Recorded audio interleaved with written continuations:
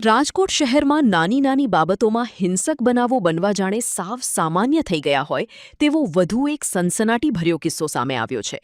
શહેરની રૂખડિયાપરા કોલોની વિસ્તારમાં રહેતા ઉમંગ જાખેલિયા નામના યુવકની તેના જ મિત્ર અને અન્ય 3 શખ્સોએ મળીને ક્રૂરતાપૂર્વક હત્યા કરી નાખી છે. ઘટનાની વિગત એવી છે કે મૃતક ઉમંગ આરોપી નાજીરની બહેન સાથે સોશિયલ મીડિયા પર વાતચીત કરતો હતો. આ વાતની જાણ નાજીરને થતાં જ તેણે કાળજાળ થઈને ઉમંગને પાઠ ભણાવવાનું આયોજન કર્યું હતું. આરોપી નાજીર તેના મિત્રો સાથે મળીને ઉમંગને ચા પીવા જવું છે તેમ કહી ઘરેથી બોલાવી ગયો હતો. ત્યારબાદ તેને કોઈ અજાણ્યા સ્થળે લઈ જઈને પાઇપના આડેધડ ઘા ઝીંકી લોહી લુહાણ કરી નાખ્યો હતો. હત્યારાઓની હિંમત એટલી હદે વધી ગઈ હતી કે ઉમંગને મરણતોલ મારીને એક્સેસ મોટરસાઇકલ પર વચ્ચે બેસાડી તેના ઘર નજીક લાવ્યા હતા અને રોડ પર ફેંકીને ફરાર થઈ ગયા હતા.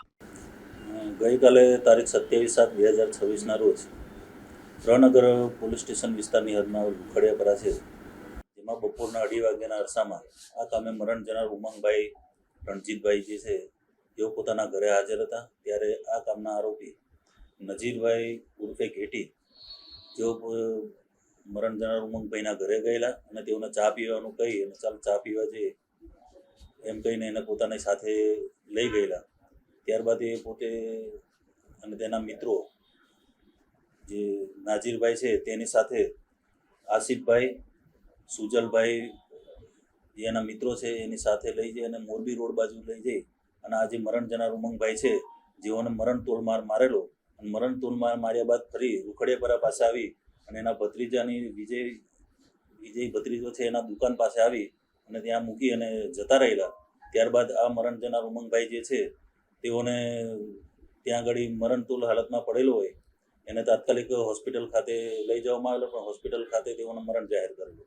એ બાબતની એના પિતાશ્રી રણજીતભાઈ પૂનાભાઈ જાખલિયાનાઓની ફરિયાદ લેવામાં આવેલી છે. ફરિયાદ લીધા બાદ રણનગર પોલીસ તેમજ ડીસીબી તેમજ તમામ પોલીસની ટીમો બનાવી અને તાત્કાલિક આરોપી ધરપકડ કરવા માટે ચક્રો ગતિમાન કરેલા અને હાલ તમામ આરોપીની ધરપકડ કરેલી છે. એમાં 4 આરોપીની ધરપકડ કરવામાં આવેલી છે, જેમાં 3 મેજર છે, જેમાં એક નાજીરભાઈ ઉર્ફે ગેટી જુસફભાઈ નગામણા, બીજો છે આસિફ ઉર્ફે ગુલામ મોહમ્મદ અને ત્રીજો છે સુજલભાઈ કાલુભાઈ રામાવત બાવાજી અને એક કાયદાના સંઘર્ષમાં આવેલ કિશોર છે. આમ 4 લોકોની ધરપકડ કરવામાં આવેલી છે. હાલ અત્યારે કારણ જાણવા મળ્યા મુજબ જે આ કામના આરોપી જે નજીરભાઈ છે તેઓની બેન સાથે આ મરણ જનાર ઉમંગને કોઈ સંબંધ હોય તેમજ તેની સાથે વાતચીત કરતો હોય અને તેના ફોનમાં વાતચીત કરતો એવી વેમ શંકા રાખી અને બનાવ બનેલાનો હાલ જાણવા મળે છે.